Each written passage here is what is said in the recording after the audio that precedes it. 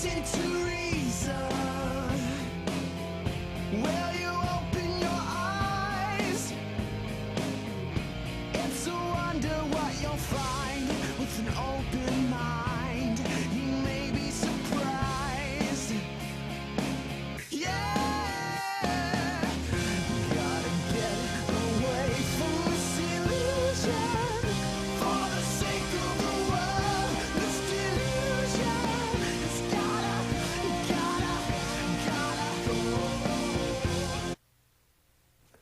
Hello everyone, and welcome to another excitingly high-tech episode of the Atheist Experience.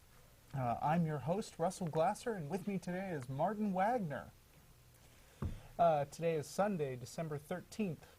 We are a live call-in public access atheist television show based in Austin, Texas. Thanks to our live internet stream, we take calls from all over the world, but special preference is given to those people calling from inside the Austin area or theists calling from anywhere to disagree with something that we've said. The Atheist Experience is sponsored by the Atheist Community of Austin, a non-profit educational organization promoting positive atheism and the separation of church and state. You can find out more by visiting www.atheist-community.org, and when you do, be sure to check out our fact page for answers to frequently asked questions that we receive on the show. This show is live every Sunday from 4:30 to 6 o'clock p.m. Central Time on Austin Access Channel 10.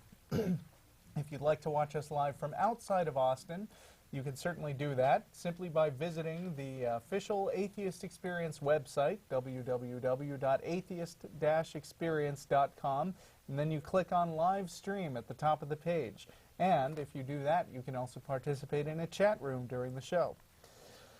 Also, on that website, you can find audio and video video from past episodes. If you click on Archive, you will find a list of programs that includes links to the audio and video downloads. You can catch fan-selected clips of the Atheist Experience on YouTube, and you can also see full episodes of the show at blip.tv. Or you can listen on your favorite music device when you subscribe to our free audio podcast. In addition to this program, the ACA also sponsors a bi-weekly internet audio podcast called The Non-Profits. Visit www.nonprofitsradio.com, P-R-O-P-H-E-T-S, that's the address right there on your screen, for more information. The Non-Profits has been on hiatus for a couple of months now, but be sure to tune in next week on Saturday, December 19th for a special end-of-the-year episode.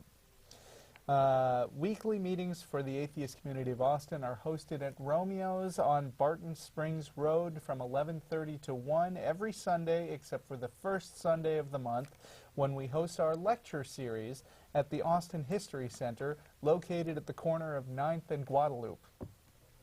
The next lecture will be held, I did not write that down before the show. First Sunday of January, so. For the next Sunday, yes. I mean, the first Sunday of January. Not next Sunday. Threw off my group. If you can't make it to the morning meetings, you can always join us for dinner right after this program.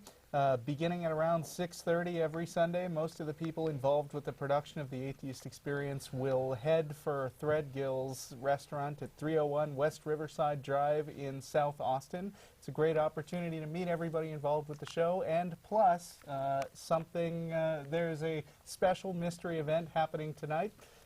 So if you've ever wanted to come down here, then come on down tonight. Tonight would be the night. Yes. You got us all worked up, Russell. I know. This better be good. And I should mention that I got some people worked up by posting on the blog that something unusual would be happening on this show. For all the people I suckered in, thanks for watching, but it's not happening. Maybe next month. Well. Finally, the ACA also hosts an Atheist Happy Hour every Thursday beginning at around 7 p.m. at the Dog and Duck Pub, located at the corner of 17th and Guadalupe. If you'd like to get in touch with us, but you don't feel like calling in, you can always email us at tv@atheist-community.org, We, of course, get far more calls on this show than we can process, and priority is given to people who disagree with us.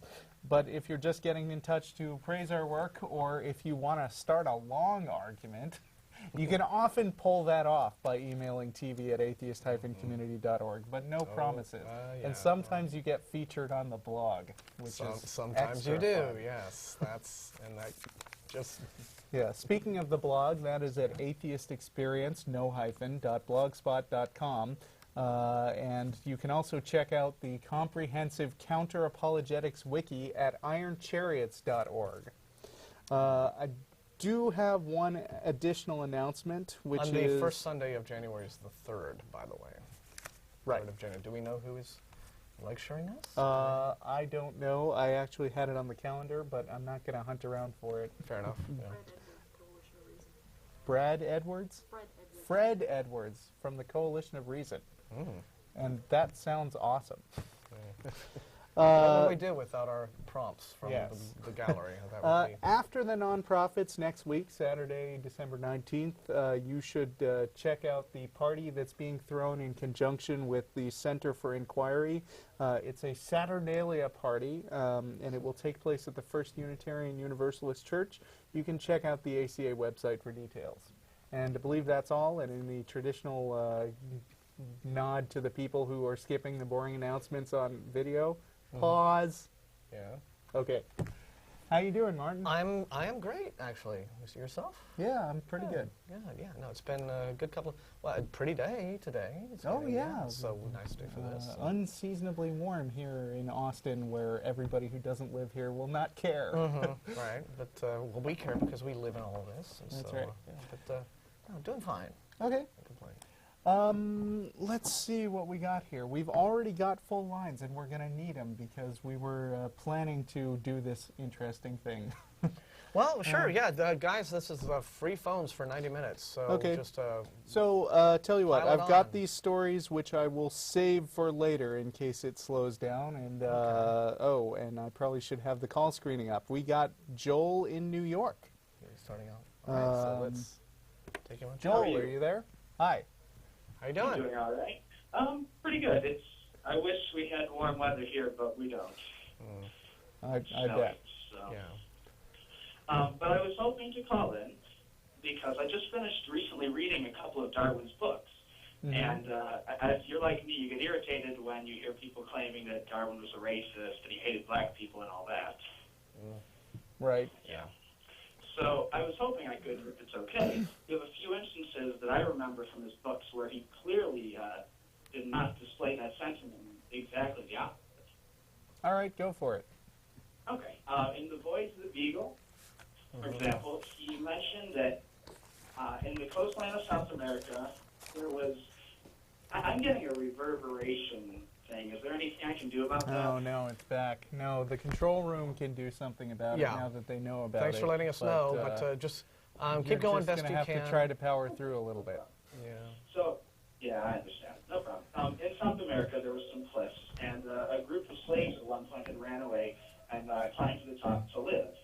And when they were discovered, they apparently, one of them threw herself off because she didn't want to go back to slavery. And Darwin actually wrote something to the effect of, if a Roman woman had done that a long time ago, we would have called her, a person who loves freedom. But when the slaves do it, we just call them obstinate, stubborn. He related how much he hated Brazil because apparently there was a lot of slavery there and just how much he wanted to leave the country. I can remember him staying with, he had to stay with people nearby on the journey, of course.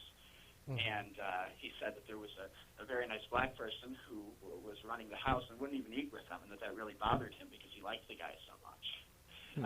People that claim that I don't think they know what they're talking about. Well, you know, think? honestly, I would say that the racial views of Darwin would have been complicated because, after all, he lived in the 19th century when everybody was somewhat racist. I think it would be maybe whitewashing the issue to disregard quotes that creationists bring up entirely. Like, what do they say? Like, he uses the word Negro a lot, and he talks about superior races. But one thing I think we can say is that Darwin was unusually progressive for his day. He lobbied a lot for the abolition of slavery, and you know, if you go back and see some of the most admired people in the history of this country, I mean, Thomas Jefferson famously owned slaves. Got and, them pregnant. Did other stuff with them, yes. Well, oh, I'm sorry. I just did the not nice version before you had a chance to cut me off. Yeah. I just do that. But I mean, you know, it's difficult to jump to conclusions about what any one person believed in the light of today's standards, because there's been a lot of stuff going on between then and now. I mean, you know, there was the Civil War in America, there was the Civil Rights Movement in the 60s, and Darwin was British, so other stuff happened over there. Yeah. I think it's sort of, it's overstating the case. A lot of people sort of glibly will say that, oh, well, it was 150 years ago and everybody was like that back then. No, I think everybody was most emphatically not. Yes. You know, to racist, or, you know, in the way, I mean, certainly racial views of racial equality, we've become more enlightened and they've evolved down through the years. But the simple fact that there were abolitionist movements, and very involved ones, going, you know, way back, demonstrates that racism was not just this given among, you know, it's a bit of a stereotype that everyone back then thought. Now, it's even abolitionists back then might not have been as tolerant on a personal level of, say, you know, racial equality as we are. What I like to point out, I mean, I always like to, I mean, not try to defend one particular person's views, but also in showing that the same view was pretty pervasive. I usually like to bring up a counterexample from the other side to demonstrate that it was across the board. Like, for instance, when I was in that email exchange with Chuck Colson a year ago, you remember? Oh, yeah. He brought up the fact that, I mean, you know, he claimed that Christians were were the people who were mostly behind the abolition of slavery. And I simply pointed out that Christians were some of the main people who were arguing for the continuation of slavery. And there's a famous sermon by a guy named Thornton Stringfellow who wrote all these biblical justifications why black people were naturally ought to remain in a slave state. So, are we talking like the Curse of Ham type stuff, or? Yeah, something like that. Along those lines. A bunch of things. I mean, you know, slavery's all over the Bible. Right. Well, of course. You know, kill the Canaanites and take the women slaves, and you know, that sort of stuff. Yeah. Right. I think what you'll find is that, particularly in the case of creationists, you know, they're just grasping at any straw they can to discredit evolutionary theory, and you hear a lot of these tortured arguments about how evolution is somehow responsible for racism and genocide and this, that, and the other thing, and, you know, as if it had never occurred before. Yeah, because right? really, I mean, Darwin's personal opinions about these things aren't particularly relevant to the way the science is done today. Darwin was just the first guy who brought it up, and there have been a lot of scientists who discovered things who had pretty wacky views on different things. But, and even if he was racist, what difference does it make? That's what I'm saying. Well, it's to his theory. You know, to the to the accuracy of, you know, evolution by natural selection. Certainly. I think that you know, I'm glad you brought this up, because I think everybody should read Voyage of the Beagle. That's out of all of Darwin's books, that's the one that is the most accessible and I think entertaining to a modern reader, because it's very interesting. It's not even so much a science book; it's like one of the great classics of travel writing, and it's very fun to read. I think everybody should pick that one out. Okay, well, thanks for calling, Joel. Appreciate it. Good to hear that you're reading the classics. Thank you. All right. Take care, and thanks for calling, man. See you later. Hey, you too. No problem. Thanks for taking my call. No problem. See you later. Bye. We have Ali in Yakima, Washington. Ah. And that is line 3. Ali in Yakima. Ali. Allie, yeah. Allie. Oh, as so it's for- the fault of the call screener, maybe? Oh, I need to blame people. No, back you there. read A-L-I, and you thought it was Muhammad Ali, sort of Yeah. Ali, Okay. and, Is and it now you're spelled- blushing. spelled and you have to- correctly? It's short for Allison. I just Right. always Okay. go by Allie. Hey, Allie. How you Hi, doing? guys. I have a question. Do either of you have a background in theology at all? Nope. Well, in as much as having read some, but, you know, Right. studied it on an academic level, no, can't say I have. Okay. were you guys raised in a religious household? I was, he wasn't. I was raised culturally Jewish, but my parents were basically both atheists. Basically. Okay. Well, I'm a pagan, and so I can really relate to how you guys do the atheist thing. Okay, I get that. And I'm a closet pagan to my family because they are so embedded in the church and their way of life. And I'm wondering, as atheists, do you guys hide in the closet? Well, we're on TV. Yeah, I was just going to say. So that's... No, I mean, families and whatnot. Do you just pop out and say, hey, I'm an atheist? Or? Well, this is more of a me question, because since you have an atheist family... I have some things to add. But right. But yeah, I was... go on. Religion has become, in my family, the thing that we sort of agree not to talk about. It's, Yes. it's not... it's a little awkward. We have lately been broaching it a bit. If it comes up, we'll actually have an exchange for a few minutes. But the fact that we have to do that has only really added to my resentment in many ways of the Christian faith, because one of the things that it's done, my mother takes the whole thing very, very seriously, you know, right down to the doctrine of hell. And so anytime the whole religion thing gets brought up, she becomes all upset and traumatized by the thought that her precious baby boy might spend eternity burning in hell. And, I mean, it genuinely upsets her. And so what Christianity has done in this instance is that it has filled her mind with this completely unnecessary fear and anxiety that does nothing but cause her emotional distress that she doesn't need, right? Right. And so I have just a bit of added contempt for Christianity just for that little detail. But it's me sort of being considerate of them in a sense, because they're family, so I give them a consideration that I don't necessarily give people who call this show or email us. But I think it's also because I'm aware that simply having been in... They're Episcopal. They're not really fundamentalist in that regard. I mean, they don't reject, for example, Darwinism. But they have very conservative attitudes about gays, for example. So they have some ideas of theirs have been informed by the church, but they're not what you think of when you think of like the Pat Robertson type of funding. Right. But having said that, they are still, I think, even though they're in their 70s, they're just not equipped or haven't had the experience of defending their beliefs to someone who is, you know, a hard skeptic and unbeliever who is willing to ask tough questions and sort of hold their, you know, feet to the fire on it. So, and, you know, being that it's my mom and dad, we get along great. We have a, you know, wonderful little familial bond, and I see no reason to let religion come in and you know, sort of foul that up. So, right. I understand that because I still go to church with my family to put in FaceTime. Right. So I can be with them. Yeah. And today, I went to church with a friend of mine to have some FaceTime with her. Okay. And the pastor actually made a wisecrack about paganism, fasting for 700 days or so. Yeah, well, you shouldn't be surprised that they're up there selling their product, and so they kind of have to slag the competition. Yeah, and it's like any other business. I, of course, am lucky that I don't have to come out to any members of my family. I mean, you know, I always say, well, I'm a fourth generation atheist. My son is in the studio. He's fifth generation, at least so far. He's going to show up in Christian robes and a big top knot one day. And I happen to personally know that at least 3 people who are in the studio here today became atheists and then hid it from their parents for a while.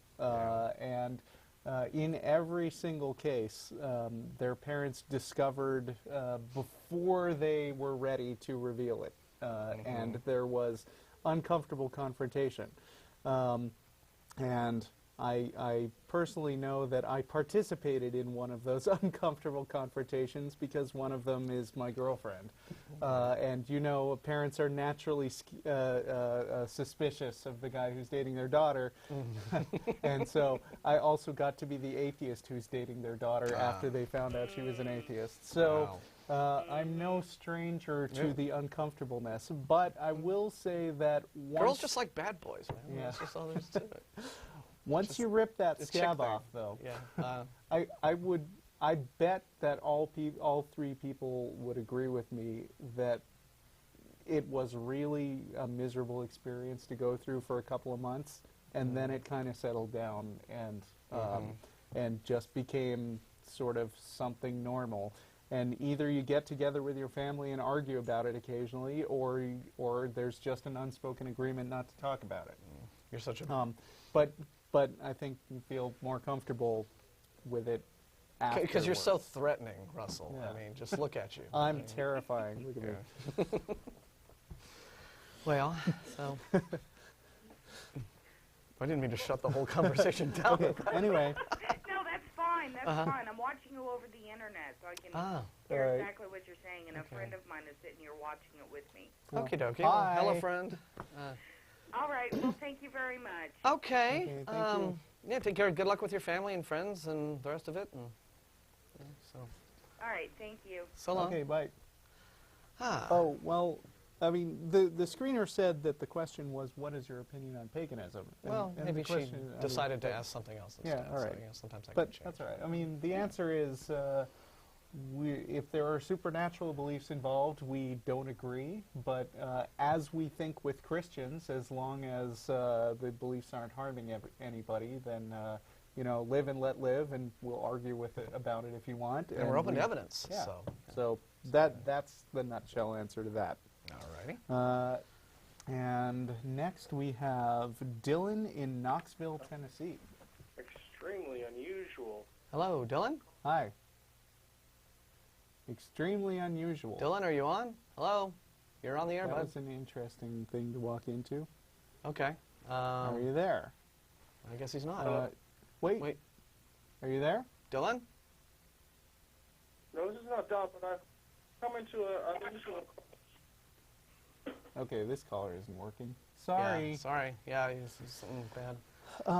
Darn. Right, so much for one. I'd like to address that question anyway. Oh, if that was... The question on the screening thing was, can you prove that Jesus is not real? Martin, can you? We're not trying to prove that Jesus is not real. Yeah. We're just responding to the claims and the arguments that we get from theists. In terms of if you want to ask, do we think there was a historical Jesus?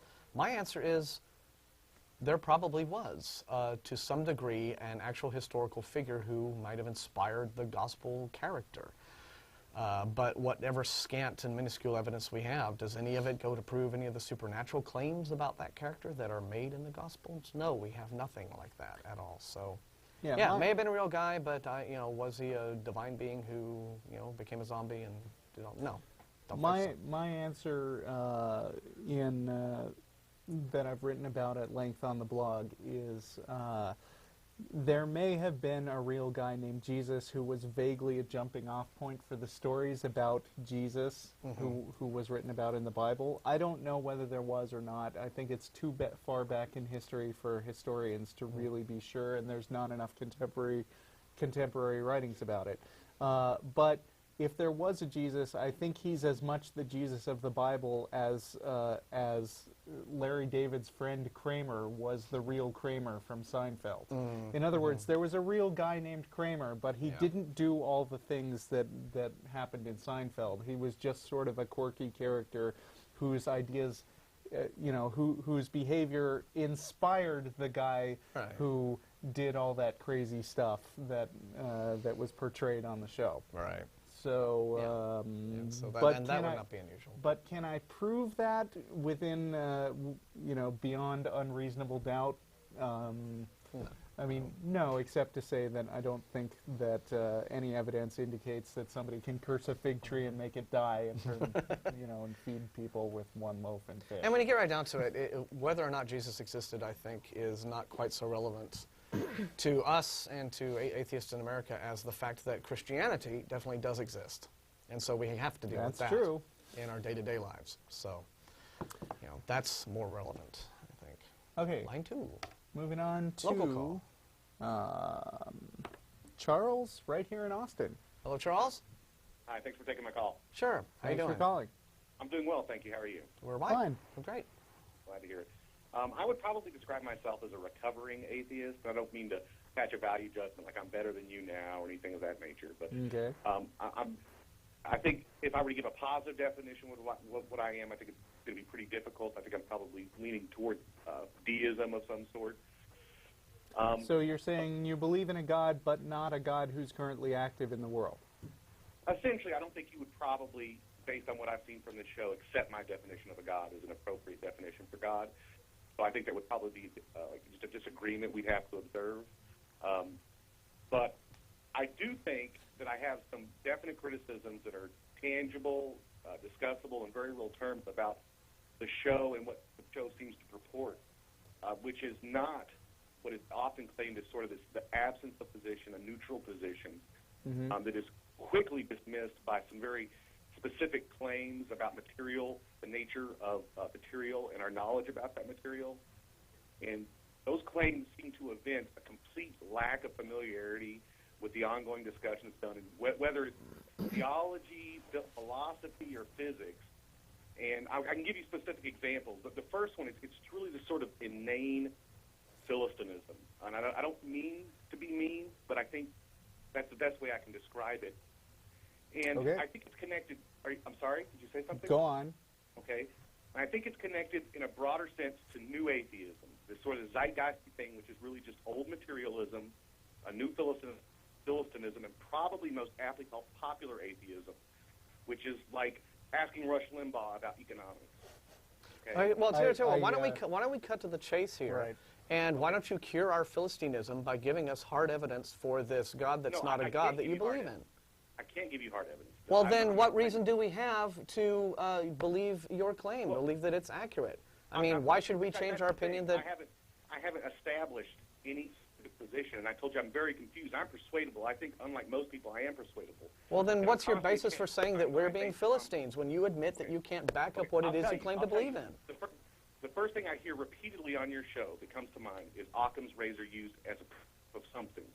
Occam's razor... No, I don't think Occam's razor is a proof of anything. It's a rule of thumb. Well, Yeah. okay, that's exactly right. But Matt Dillon, Thank you. and he said specifically, I can point out the video to you, that he could disprove God by use of Occam's razor.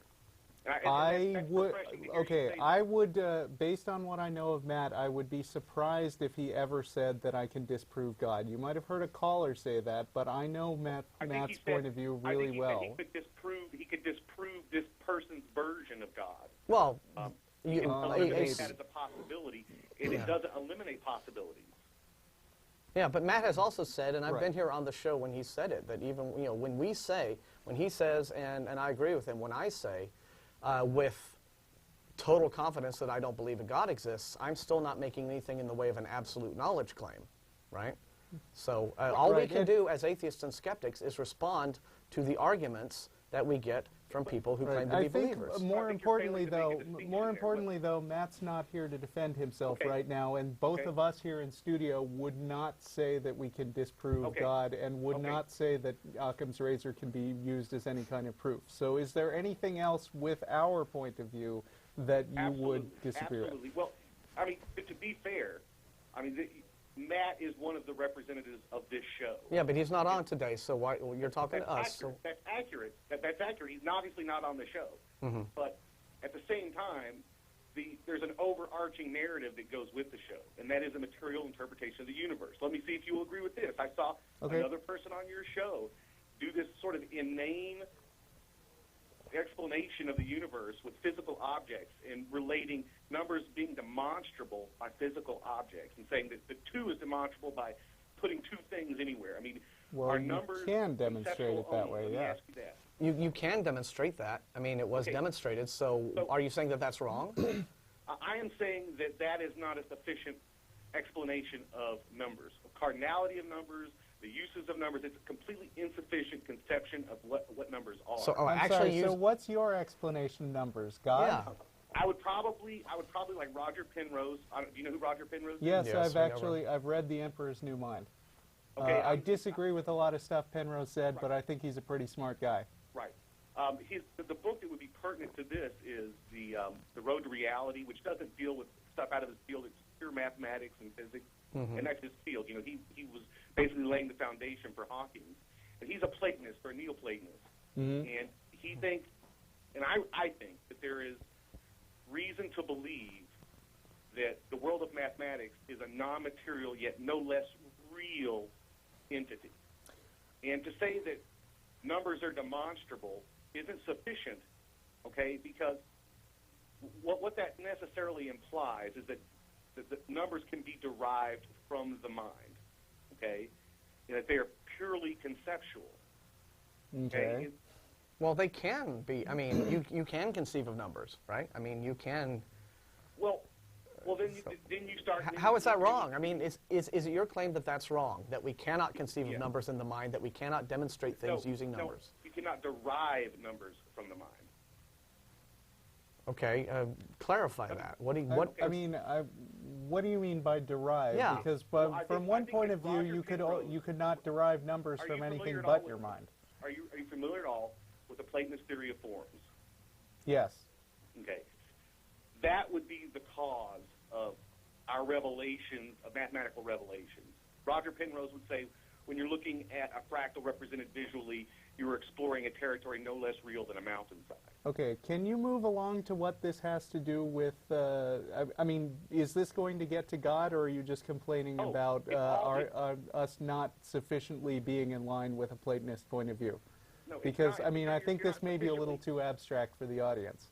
Okay, you're not sufficiently in line with any point of view. It's the methodology. I'm in line with my point of view, so that's Yeah. at least one. I mean, what point of view should we be in line with, do you think? I mean, you- we're you're here not- basically you're as not- an atheist program. Our view as atheists, the reason we do this program is a response to You're missing my religious point. programming and religious ideas. Our view Even is if we it's my don't point, believe I a God think you heard exists. What I just said. It's the methodology that's not consistent with any workable methodology to figure out anything, no less atheism. It's the Atheism question- is a lack of belief in gods. Why does that need to be figured out? Some clown comes here and he says, oh, there's a big invisible magic man in the sky who grants me wishes, and we say, prove it, and he says, I can't, and we say, well, we don't believe in that.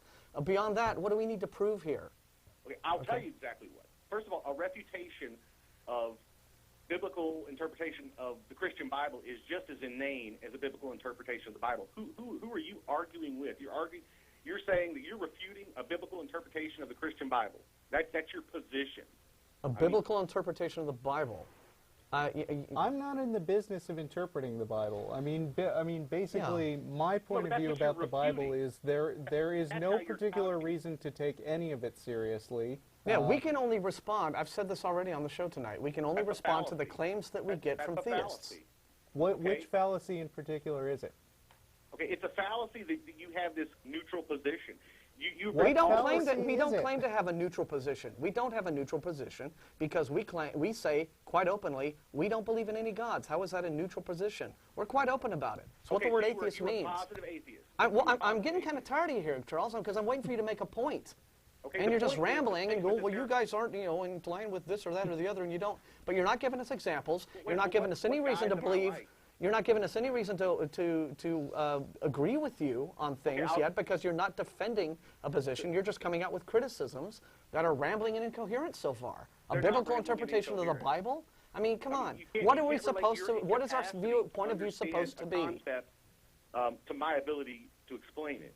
Now, Well, if the you can't statement- explain the your statement- ideas, how can the we statement, understand there is you? No God. The statement "there is no God" is not categorically different than the statement that there is. We say we don't believe in any gods. We did not say there is no God, and that is a Okay, so you are categorical not a difference. positive atheist. Where the don't Christian think you're understanding the word positive in context. I think Yeah. what we mean when we say that we promote positive atheism is that we promote atheism in a positive way. We're the nice atheists, basically. We're the guys you want to hang out with. The point is, at the very We're beginning of trying this to make call, positive difference in society. the point is at the very beginning of this call, okay, you criticized us for not having whatever good methodology or reasoning and being inane or whatever. And so I said, okay, why should we believe in what it is that you claim to believe? Please defend your beliefs. You admitted you couldn't, so why are we still talking? Unless you can, sort That's of... not what I said. Well, yeah, we can probably play back the recording and show it. So, again, give us some reason why your point of view is right. You think we're wrong, so obviously you think that you have a point of view that is more accurate in terms of understanding the world and the universe than ours is. Fine. Please defend that. Present your evidence for what it is that you believe, and let us evaluate it. I think the notion of a cause existing outside of a knowable, observable universe is cognitively useful. It might be cognitively so useful. it's cognitively useful, but is it true? Is it accurate? I mean, the notion of that I have a pet unicorn who gives me rides every day might be cognitively useful, but what does it demonstrate about reality? And see, that's exactly what I'm talking about. That's what you have just done. What, is pointed out how stupid your argument is? No, see, it's not a stupid argument, because it's... So what if something is cognitively useful? About the epistemology, my ability to know. You're just trying to stick a unicorn in my mouth that made me look silly, but, you know, I can't... That would look pretty silly. That would look... Here. Your ability to know something has nothing to do with whether or not a certain concept is cognitively useful. It has to do with, can you demonstrate that it's real and has application? Okay, demonstrate that 4 is real. 1, 2, 3, 4. I can, you know. No, how is it real? In what capacity is it real? What is the nature of its existence? 4 is a word that describes a concept. So you're basically. saying then that God is just an abstract and now representation we're right of back where something? I started, and you just griped at me saying that this had nothing to do with anything, and we're now very in the midst of the argument I was just presenting, because this is the same consistent viewpoint that's presented on this show, and it is a materialist viewpoint. You're going to tell me that numbers are only important, are only in any way imaginable as conceptual tools. They have no use or existence outside of our conception. They are derived and bound within the mind. Well, whose conception should be useful to us? You know, aliens from an alternate dimension? I mean, our conceptions of things do help us understand certain things, but mostly when we're looking at truth claims, and this is what religion hits us with, right? Religious people call us up, and they make claims that in their mind are truth claims. They claim to know that there is some sort of divine being, that he does X, that he wants X from us in terms of worship and belief. Right. And we respond to that by asking for the evidence, and if we don't get it in such a way that we think it's a satisfying answer, compelling evidence, we'll tell them, well, we don't really see any reason to believe you. So why is that wrong for us to take that attitude, that approach? That approach, because that's not the approach you're taking. What you are taking is necessarily dependent upon the statement you just made. Okay? Should I make points of view that are, should I embrace views that aren't dependent upon statements that I make and ideas that I actually have? You're making, it's a sophistic claim to say, oh, I'm from this neutral position, I don't believe this, you have to give me evidence. We don't say we're from a neutral position. You are trying to tell us we say stuff that we don't say. Listen, let me cut to the end of your argument. Does God exist? I think so. Okay. Do you have a reason for that, or do you just like believing in it because it's a useful concept? No, I think the distinction I would have to make is it's from C.S. Lewis, and he said he believes in God like he believes in the rising sun. Well, I can see the rising sun, dude, so I think that you're arguing for a different God, because if it was anything like the rising sun, you wouldn't have to go off on all these tangents about the number 4 and stuff. Yeah. No, if you want to defend God as a concept that's in your mind, or if you want to defend God as something that's just the way the universe works, then that's fine. You can believe that stuff. What? Do you know what figurative language is? Yeah. Is God figurative language? No. But well, then why ask that then? If it's a thing that exists... And you misinterpret it as literal. That's ridiculous. You won't even let me finish what I was saying, and you say, oh, the rising sun, I can see it. That's a comparison that you made. The comparison to the rising sun. That's how we interpret the world, is by making figuration, synthesis. I mean, it's not idiotic. The quote, it's actually the means by which I was going to tell you why I think God might be necessary.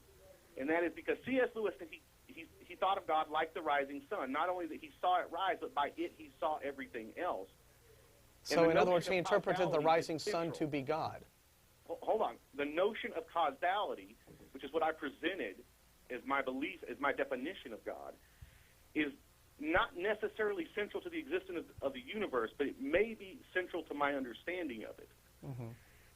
And so that is why I require God to talk to you about it, because I make the presumption when I talk to anyone that what I'm saying is intelligible. And I think intelligibility may require causality. Well, so you might want to re-examine that assumption in the future. Ignore causality may be irrational. So essentially, God is simply your word for causality. Well, it's a very specific cause, yes. Okay. Well, it seems to me like you've just come up with another word for causality. Well, And, so I mean, you if that's do agree that there's cognitively something useful, outside of our fine, but... universe that caused it? Yeah. You agree there's something outside of our universe that caused it? We're in agreement? I don't see any reason to think that there is anything outside of our universe. Well, I mean, Yeah. unless there's we're talking about only a one metaverse universe. of some sort. But that's all speculative. Again, we have no Right. no Is more there hard only one evidence for a megaverse than we have for heaven. So, so in terms right now, beyond Do you think a its, megaverse is equivalent to theism?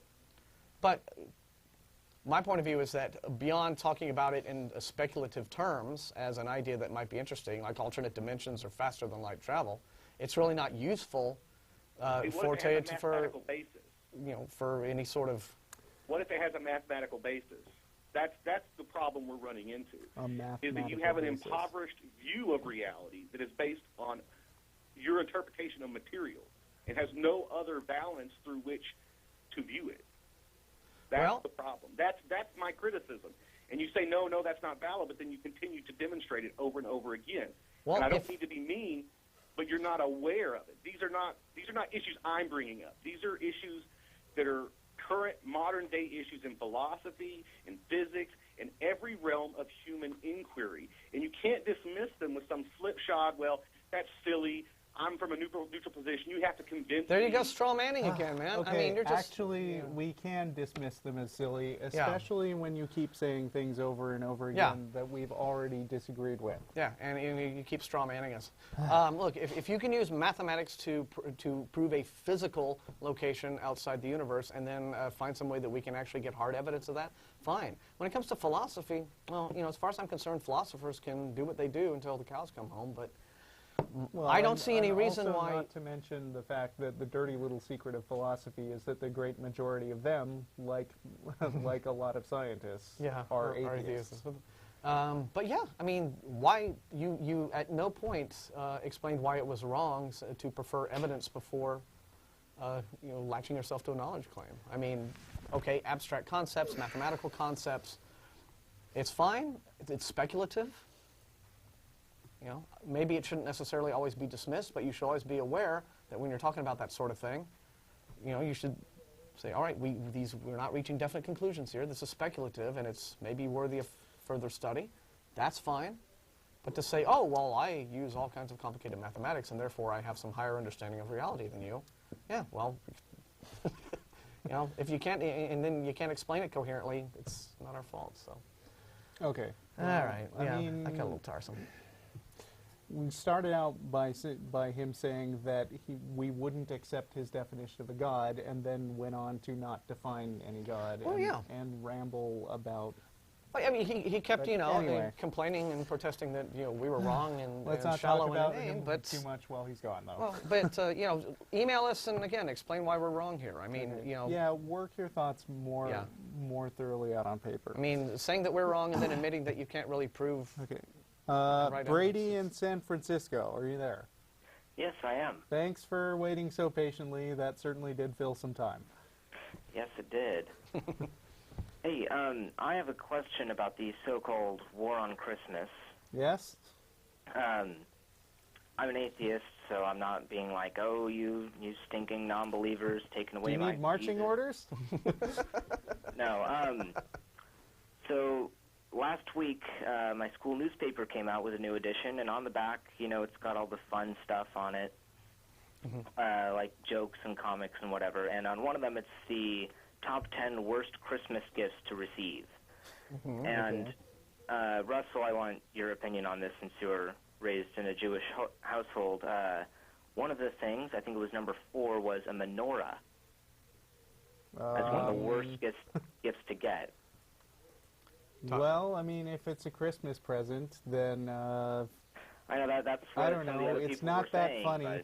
but- It's not that offensive either. Yeah, It's just it's- kind of lame. It might be fun to just make your school nervous by bringing that little thing to the attention of the ADL, and just seeing where that goes. I don't know. Yeah, I mean, I just thought it was strange. I mean, I wasn't offended by it. I thought some people could potentially be offended, but... Well, actually, I do have something to say about that. There is no war on Christmas. What there is a war on the celebration of all other religions. Right. That is very true. I mean, you know, there is nobody going around trying to tell people that they should not celebrate Christmas in their own way, that they should not set up their own decorations, that they should not tell each other Merry Christmas. What there are is a whole bunch of loons going around getting freaked out and furious because some people aren't saying Merry Christmas enough. So some people just flipping out, going, "Oh my gosh, he said Happy Holidays. He's oppressing me." I think that Come and see the violence and nervous I mean, you know, as a not very observant Jew, but somebody who pays some attention to Hanukkah, it's become harder and harder to actually find things like menorahs and candles and you know, the other trappings of Hanukkah, dreidels, at stores over the years that I've occasionally attempted to do that. And so what I think is that this trumped-up war on Christmas is nothing more than Christians declaring war on anything that isn't Christmas. And it gives them that sort of social communal and reinforcement thing of yeah, thinking that, oh, we're and I so think that oppressed. thing in your newspaper fits right in with that. Yeah.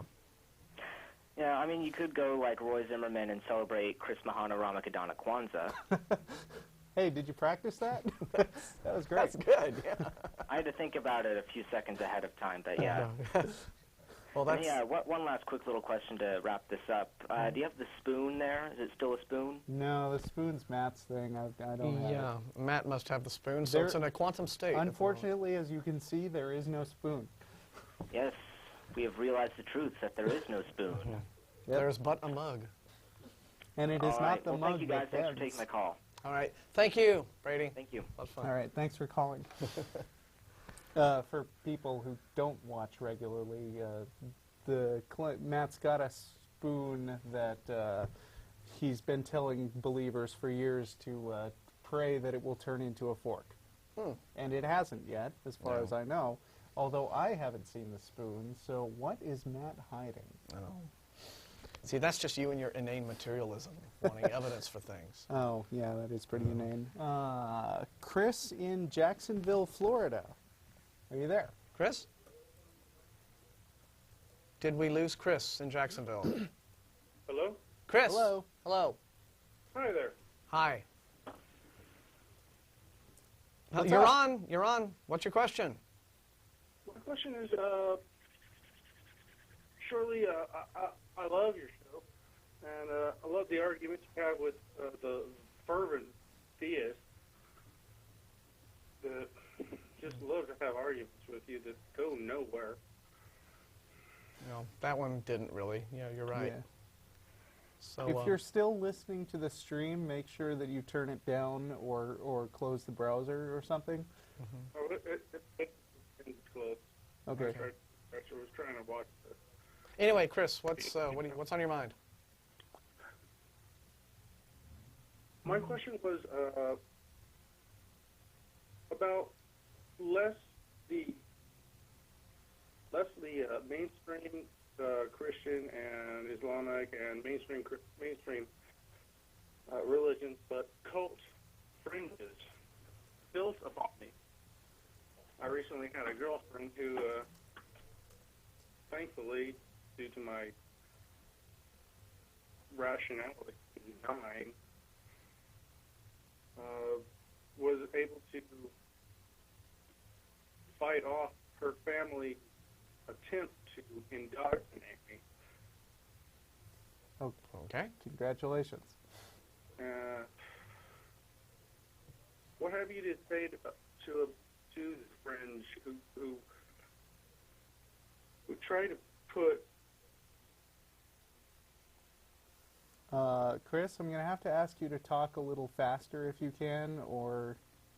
I'm sorry, I'm getting some feedback as well from my phone. Okay. Oh, there's still that problem in the studio. Okay, and you're breaking up on our end too. Sort of sometimes you sound a little. Are you on a cell phone by any chance?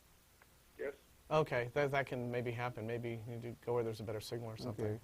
Let me put you on hold, and we'll try to get back to you in a couple minutes and see if that problem has cleared up any. Yeah, is that all right? All right, my question is really quick, so Okay. Real quick. Go ahead. The British No, I'm sorry, your cell phone is breaking too much. Yeah, we didn't hear. We can't hear any of that. Yeah, I'm putting you on hold. I'll try again in a couple of minutes. Sorry, Chris, it's just not happening. If we can't get to you, then we see what might be your question on the call screen box, and Right. we'll try to say a few words. Or unless he's someone who's thought up a different question. I don't know. If we're not able to get back to you, send us an email at tv@atheist-community.org, and maybe we can answer your question that way. Sorry.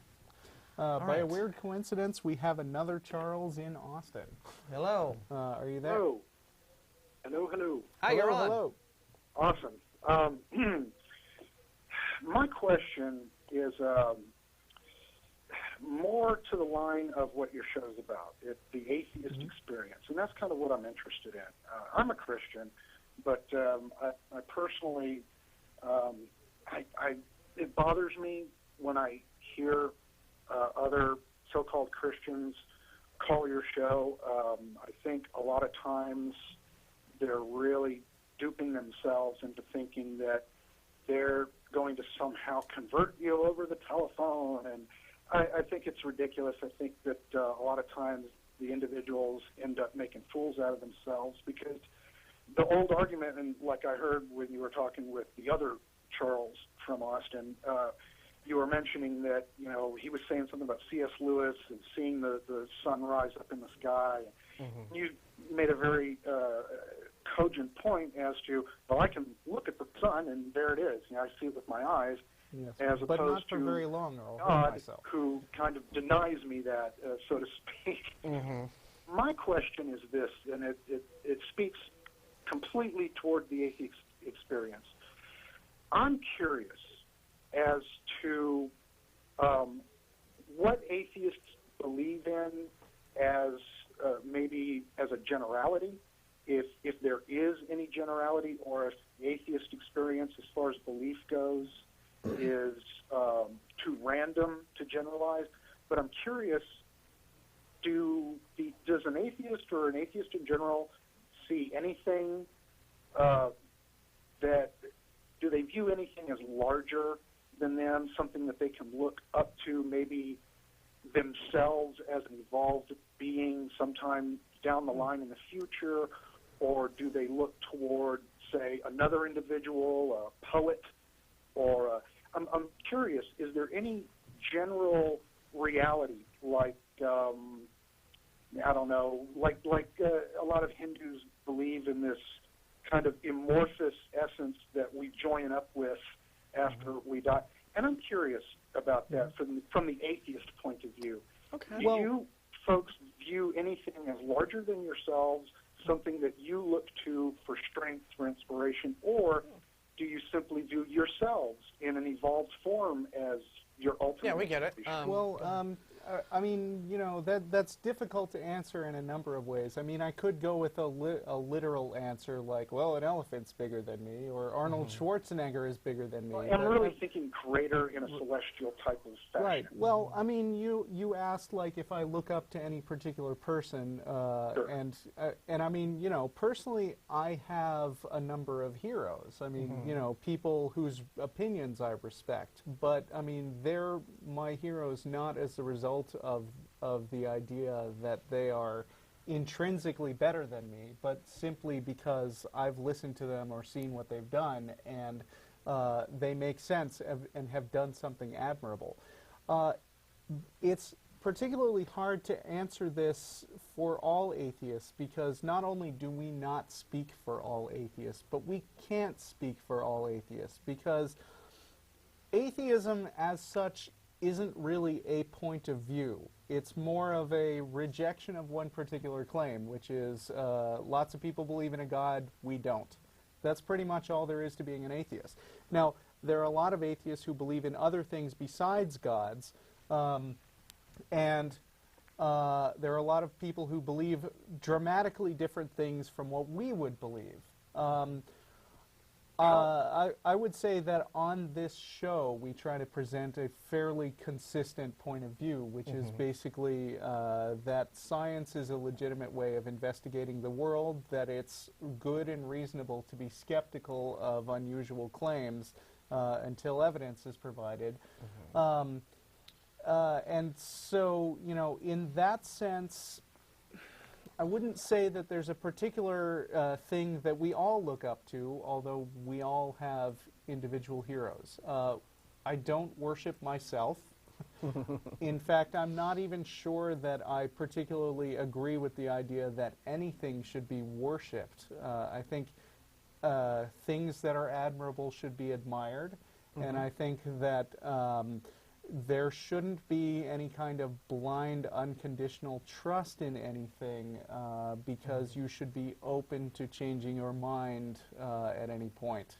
Yeah. I see. I would say the difference between the, perhaps the atheist and the theist outlook on this would be that atheists reject the idea of sacred cows. You know what I mean? We really do think that everything ought to be questioned, and whereas we might have individuals or ideas or certain things that we admire and respect and consider to be, you know, rather authoritative and helpful, we do not consider those to be inviolable in any way. Now, in terms of thinking, do I think of anything larger than myself? Well, naturally, I do. And one of those things would be the great human race that I'm part of, right? This community of billions of other people. And we have to... I was looking for a quote from Bertrand Russell that I really liked. It's from an essay called Freedom in the Colleges, and I think it kind of sums it up, where he says, the fundamental difference between the liberal and illiberal outlook is that the former regards all questions as open to discussion and all opinions as open to a greater or lesser measure of doubt, while the latter holds in advance that certain opinions are absolutely unquestionable and that no argument against them must be allowed to be heard. So we're in the first camp, basically. I see. So you're saying, as atheists, you keep open minds. Sure. You could say that. As, well, atheism being, I guess, a subcategory of skepticism in general, yes, as skeptics. Or a intersecting group. Yeah, something like that. I would say that I am both an atheist and a skeptic, and you are too. Right. So That's extremely curious. I once had a priest tell me that it's easier to convert a non-believer than it is to rightly point out what's right and what's wrong to a wrong believer. That the wrong believers they plant themselves so deeply in their belief systems that you almost can't talk to them. Well, I mean, there are all kinds of points of view that are not Christianity that are probably, you know, diametrically opposed to Christianity that we also don't agree with. I mean, you know, there are people who are, I mean, take Muslims, for example. We, in the same way that we think Christians deserve respect as human beings, we would also extend that respect to Muslims. But Muslims, you know, have very different ideas about God than Christians, and we don't agree with either of them. right. And I imagine that it might be harder to convince a Muslim, although I think that someone who is sort of rigorous about demanding evidence usually comes away not finding any. Right. So it depends on the person. And I think you've pointed out also a reason why, you know, an evidence-based sort of rational outlook on the world is probably, in our opinions anyway, probably better than one that relies upon beliefs and faith. Because the people whom you are, for example, referring to as wrong believers, they think you're the wrong believer. And, you know, they think, you know, and they would say the same thing about, you know, well, I tried to talk to that guy and talk to him, and he just wouldn't change his mind, right? And so this is why I think perhaps, you know, knowledge is, or at least being willing to admit that, you know, in the absence of knowledge, not filling in gaps in knowledge with beliefs and faith is probably in the end intellectually a more defensible way to go about your business than saying, well, I just believe this because it makes me feel good. And then you don't seem to be fundamentalist in your beliefs, but it takes, when you get to the fundamentalists who take that sort of rigid, inflexible attitude about their beliefs, like you were talking about, then that gets really, I think, problematic. That kind of goes to a larger issue within Christianity, fundamentalism as opposed to orthodoxy. Mm-hmm. I'm Greek Orthodox. Okay. I have a very open mind, and I'm willing to talk nicely and listen to other people's points of view, and then back off. Well, you have been very nice. I personally don't think anything is served by a forceful approach, especially when you're dealing with something that claims tolerance and compassion first and foremost. Right. So I have a lot of disagreements with a lot of, I guess, American Christianity as a whole. Right. But I guess what I'm hearing you say, and back to the name of your show, the Atheist Experience, is that, number one, you guys speak from your own personal experience and not for all other atheists. That's true. A lot of people obviously identify with us because we get a lot of email thanking us, but we also get tons of email who are angry because they're atheists and we said something that they didn't like. Jen, who's here in the studio, often talks about anti-vaccination people as being sort of anti-science and foolish, and there are plenty of atheists who have that point of view and don't like to hear that.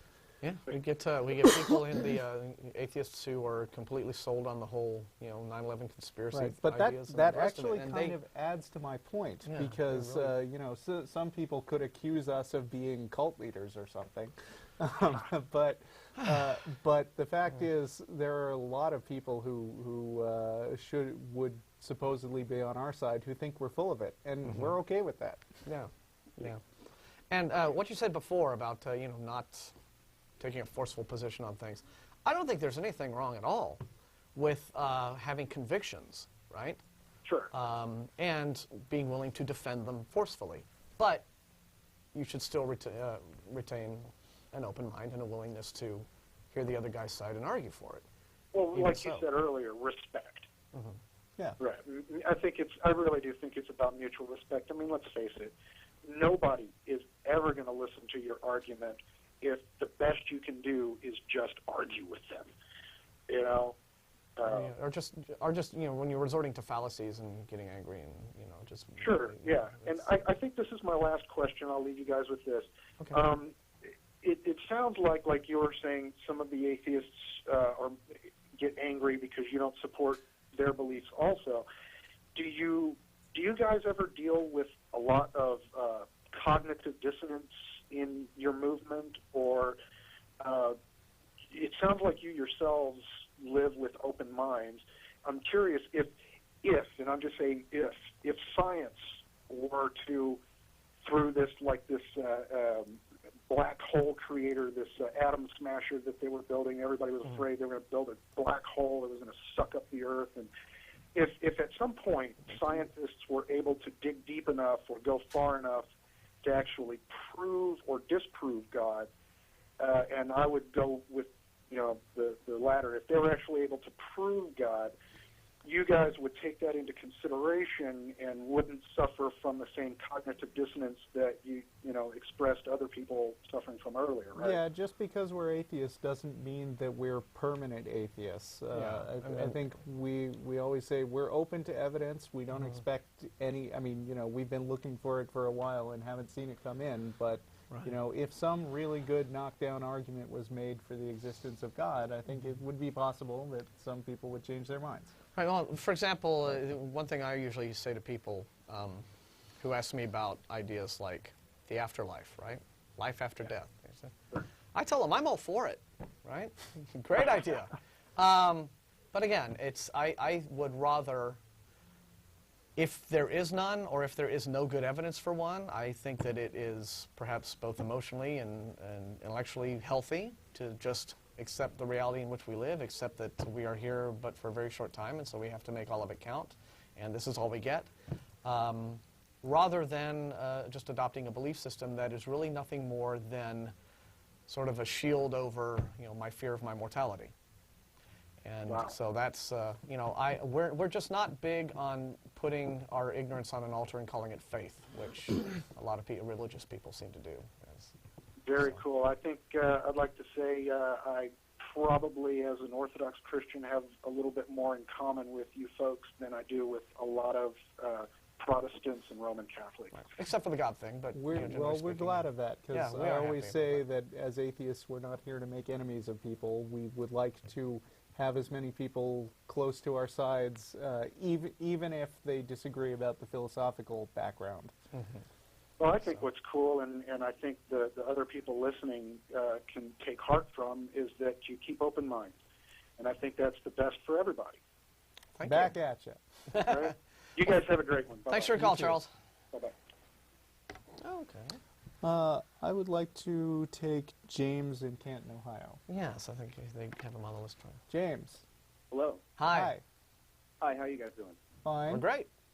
Hi, I just want to talk about something since Christmas is coming up. My question goes to both you guys, the hosts, and to the literal Bible believers that are listening. Let's see, where do I start? Basically, in the book of Jeremiah, chapter 10, there's a passage that talks about how you're not supposed to do the customs of the worthless people in other nations. And one of those customs it lists is cutting down a tree and putting it up in your home and decorating it. And when I was discussing this with my family, it was hard enough to convince them that there were 600 commandments instead of 10. I tried to point this part out to them. And the reasoning that I got from them was from outside the Bible. And they started to feel threatened about their, I guess, American identity. And they said, well, it's an attack on Christmas. It's an attack on everything American. And I was pointing this right out to them from the Bible, and I wasn't really getting a straight answer. And I guess my question is why do you think people who claim the Bible is literal line by line, why do they reason from outside of the Bible when it's presented to them right there in front of them? It just seems like you never get a straight, concrete answer. Well, and I mean, if you're against gay, say if you're against gay marriage because the Bible says so, and because the Bible says it's true, then why do you put a Christmas tree up in your home? I think I would suggest that, not to burst in, but I would suggest that a lot of the people who call themselves biblical literalists are the ones less likely to have actually read the Bible through word for word, and because you can always point to some little discrepancy like that, right? And when you immediately ask them about such issues as, okay, well, if you're against abortion, for example, for biblical reasons, show me where it's mentioned in there, because it isn't. It's always funny how the Bible is literally true except when it's not. Like how God is all-powerful except when he's not, right? And point out a little area where their beliefs are not entirely consistent, and then they scramble to place some CYA, and it just sort of reveals that they're just kind of going on gut instinct here, and not a literal interpretation. Because, of course, if they say that the Bible is literally true, then you would have to point out to them that the very first time as a child you ever disobeyed them, they were under orders to kill you, right? I mean, just drag you out in the street and pelt you to death with stones. I've got a handy message from the control room who quoted the particular verse you mentioned of Jeremiah 10:3. For the customs of the people are worthless. They cut a tree out of the forest, and a craftsman shapes it with his chisel. Oh, well, there you go. See, because if I were a Christian, I would say, but my Christmas tree is plastic, so it doesn't count, right? Yeah. See, and I'd get around it that way. Or I mean, I don't know. In talking to Christians, there are all kinds of ways you can weasel out of the Bible. I mean, you can say, I mean, even if you say that the Bible has to be literal word for word, they're also saying, like, Oh yeah, but that part of the Bible is Jesus using some symbolism, and so he literally said that. Yeah. It's literal except then where it's symbolic. Yeah. Or metaphorical. So I mean, or you can have situations where there's an obvious apparent contradiction in the Bible, and there's no end of ways to get out of that. I mean, it could one verse could say Jesus had a dog and no cat, and another verse could say Jesus had a cat and no dog, and they would say like, oh well, these came after each other, or the Greek word is actually translated so that it's another meaning of dog or something like that. I mean. There are so many different oddities of the Bible and the way people interpret it that I usually just don't bother, because in the end I don't care what the Bible says. Right. And I think that getting sidetracked into issues like, oh, you want to follow the Bible but the Bible says this and you don't follow it, is really kind of going off on a tangent from the more important fact, who cares what the Bible says? Yeah, well, Christians have a $20 word for the whole biblical interpretation thing, which is hermeneutics, which is Christianese for insist that the Bible is literally true until somebody points out something in it that is inconsistent or reprehensible morally or what have you, at which point you say something like, well, you're not interpreting the Bible properly. And that's kind of how it works. I see. So you sound like a guy who might be interested in checking out the Iron Chariots wiki, if you haven't looked at it yet. That's the counter-apologetics. Facebook, but I've never checked it out. But Yeah, I'll do that. because we just noticed that your original question, at least as it's listed here, is what advice do you have for debating fundamentalist Christians? And that's sort of a good shop for some basic counter-apologetics arguments. Okay, well, thank you very much for your time. Thank you. Thanks for calling. Bye. All right, I guess I'll go to John in Fort Lauderdale. He's been waiting a while. Okay, John? Hi, this is Duran, actually, in Fort Lauderdale. Oh, Ron. Oh, okay. They've How you misspelled doing? you. How you doing? I'm fine. Wanted to note that I'm a black atheist in Fort Lauderdale, a former Christian. I just say that because they seem to get so few callers of that of this persuasion. But my question was, or actually a comment was, that I find that a lot of at least black Christians now are, in my area, are popping up little, small, put-together ministries and where they're gathering their money or raising their money and getting little spaces in small strip malls to set up a church and a ministry to supposedly reach and spread the gospel, the good word of God to people. And it seems like they can't step back and say that maybe I am myself just being, a little egotistic, and if there are already established ministries in Christianity in my local area, maybe I can raise money for them or help them because they're already spreading the word, but it seems like everyone wants to have their own piece of the cake to spread the word because they feel like maybe they're going to be the next T.D. Jakes or something. Well, it's the Web 2.0 version of Christianity. It's the ministry that everyone can edit. Yeah. I mean, I guess that's kind of where technology is sort of leading people these days, in that there's no there's no need to actually have everybody on the same page. You can just you can just find your own little niche group and get your own crowd. Of course, that fragments people further and further, but then again, I don't have a problem with that. Yeah, I mean, when you get right down to it, Ron, all you're really talking about is this is just sort of American free enterprise doing its thing, right? And so it's, they could probably go ahead and join established churches if they wanted to, but they want their own. It's like somebody decides to open his own pizza place instead of just going to Pizza Hut every day. He thinks he can do it better. So that really I don't see as being much of a concern for us as atheists, except that it does, bring back the age-old question of, if this is all one truth, right, from the Bible, why are there 60 billion different denominations and schisms and sects and subsects and what have you? You'd think God would at least come down and clarify everything. I think I actually looked up the real number, and it's like 38,000 now. Okay, so I was a little high, but yeah, it's still a big number, though. Yeah, yeah. So, I mean, long and short of it is, you don't have to go to any of those churches if you don't want to, so let them do their thing. It's a free country. Big deal.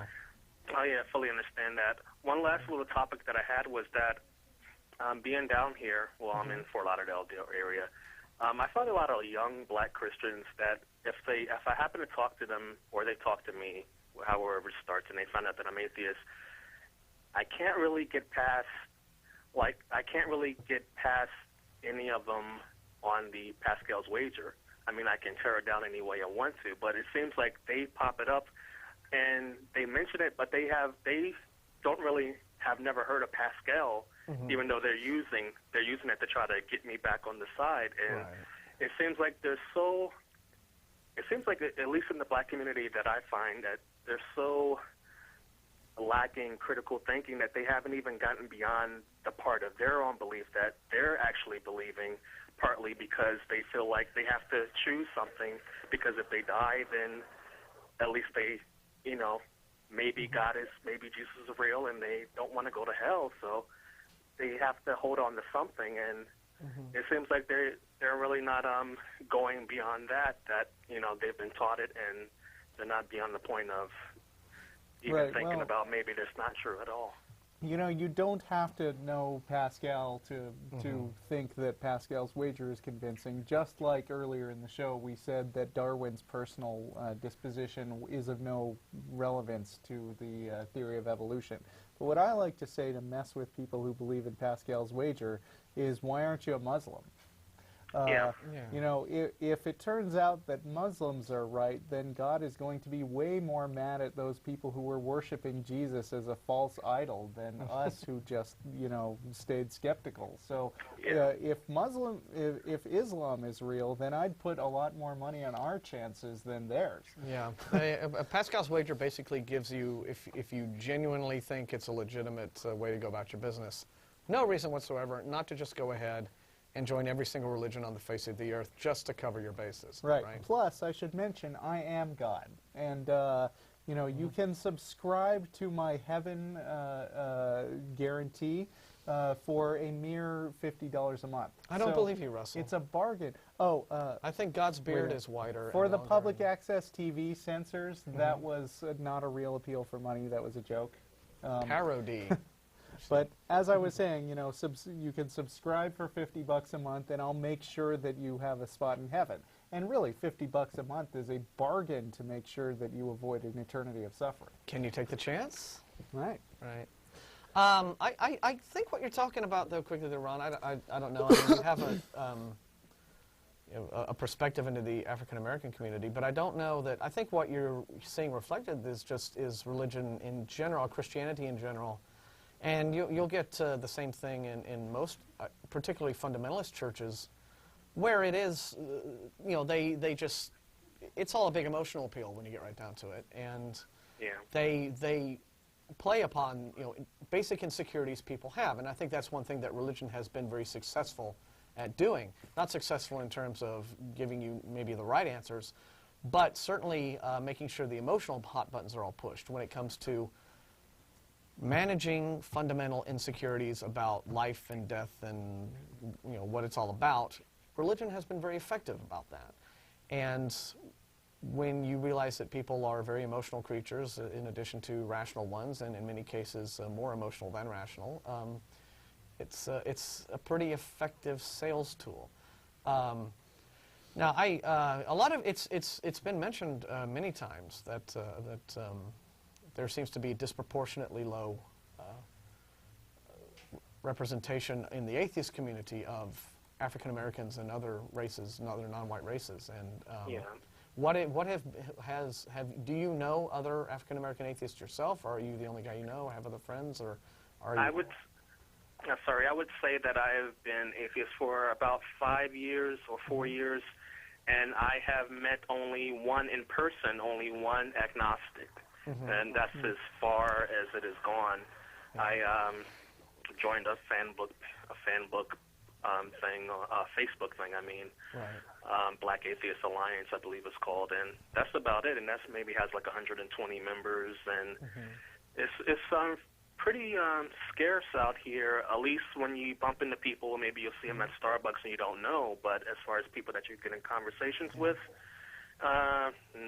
People that talk to you here are Jehovah's Witnesses, and they're trying to, convert you, Yeah. Maybe it's just that the church has been really, really effective in its outreach to the African American community. So maybe. otherwise, but we've had this conversation on the show for a couple of weeks. I think if you go back and listen to the last show in the archives that Jen and I were on together, there's a long run of calls from black atheists talking about it, about that issue, and I think the following week there were more of those. Right, yeah. But anyway, yeah, I don't know.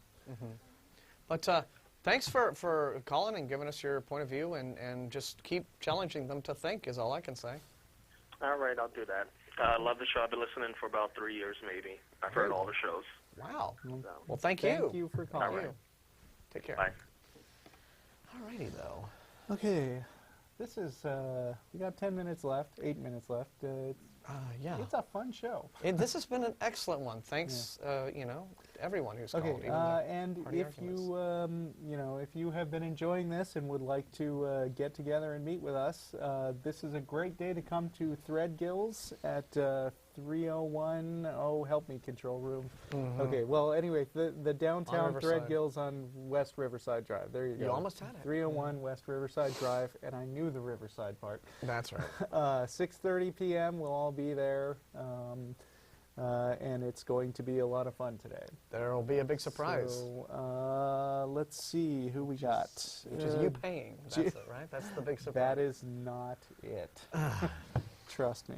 I'm just drawing a blank. Jason in Tampa, Florida. Hello? Yes, hi. Can you hear me? Hi. Yes, we can. Hi. I have a quick question about strong atheism versus weak atheism. I'm trying to kind of better define my position. And my question is, for those of you who host the show, what position do you guys take? And do you think that strong atheism is actually justifiable? I think that strong atheism, and to define the terms, a strong atheist is one who basically claims with certainty that there is no God, versus a weak atheist who simply says that it's basically open to doubt. Would that be a fair way to put it? Yeah, I guess so. You can say a strong atheist says there is no God, and a weak atheist says I don't believe in God. Yeah, basically. Right, that's how I understand it. Richard Dawkins would be a weak atheist. I mean, people think of him as this sort of, I might say, fire and brimstone kind of atheist, the spearhead of the terrifying new atheist movement. And yet Richard Dawkins in The God Delusion has a passage where he enumerates the possible positions where one is strong Christian, and then it goes up to 7 where it's strong atheist. Right. Absolutely convinced. And he puts himself in category 6. Right. Saying, I'm fairly convinced there is no God, but I could be wrong. Yeah. And I'm pleased to be in Richard Dawkins' camp on that one. Yeah. I would. Can I ask? Would you guys both say that you're both weak atheists based on what you just said? Well, here's how I would. I'm okay with it. Yeah. Well, I would say this. In a general sense, I would describe myself. When defending atheism, I will take the weak atheist position, like on this program, because I think it is sufficient to defend atheism. Depending on the sort of God I am presented with, and remember I've said several times on this show, we can only respond to the claims we get from theists, right? So if a theist, or we'll say theist in a general sense, some guy who says, I worship the sun is my God, right? Okay, well, I can look at that and I can say, all right, well, there's the sun, right? So it pretty clearly exists. So in that regard, I might be borderline theist in regards to the existence of that God. Now, I may disagree with the sun worshiper that the sun is in any way divine or worthy of being worshipped, but I can at least look up and say, yeah, well, it's up there. If I get a definition of a God, let's say the Christian God, who is defined in internally contradictory ways. For example, well, he's both omniscient and omnipotent, which don't work together. Not only do those two things not work together, but omnipotence contradicts itself. So anything that contains an internal contradiction cannot exist. QED, the Christian God, does not exist. So where the Christian God is concerned, I'm a strong atheist. So but if you want to talk about Aristotle's, vague prime mover or what have you, I would be a weak atheist in terms of, or the deistic God or what have you. I'd be, or some other sort of definition of God that does not necessarily contain all these internally contradictory elements. Then yeah. Yeah, and I would say I was going to just say I talked over you there for a second, and what did you ask me? I'm sorry.